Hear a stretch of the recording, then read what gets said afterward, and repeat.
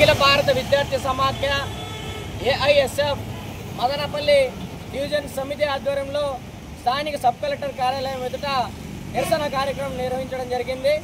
అదేవిధంగా మదనపల్లి ఎంఈఓ గారు ప్రభుత్వ పాఠశాలలకు సంబంధించి రాష్ట్ర వ్యాప్తంగా ప్రభుత్వాలు పర్యావరణ కాలుష్యాన్ని దృష్టిలో పెట్టుకొని ప్రభుత్వ పాఠశాలల్లో కూరగాయల తోటను ఏర్పాటు చేసి అక్కడ కాసినటువంటి కూరగాయలని ప్రభుత్వ పాఠశాలలో మధ్యాహ్న భోజన పథకానికి ఉపయోగించాలని చెప్పినటువంటి తరుణంలో ఇక్కడ దాదాపుగా మదనపల్లి మండలంలో 17 పాఠశాలలకి ఈ ప్రభుత్వ నిధులు కూరగాయలు పండించుకోవడానికి నిధులు కేటాయించి దాదాపుగా 85,000 రూపాయలు కేటాయించడం జరిగింది.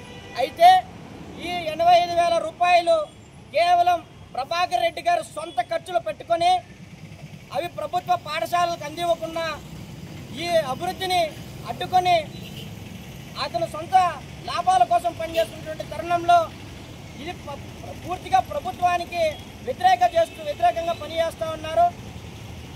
పాఠశాలల్లో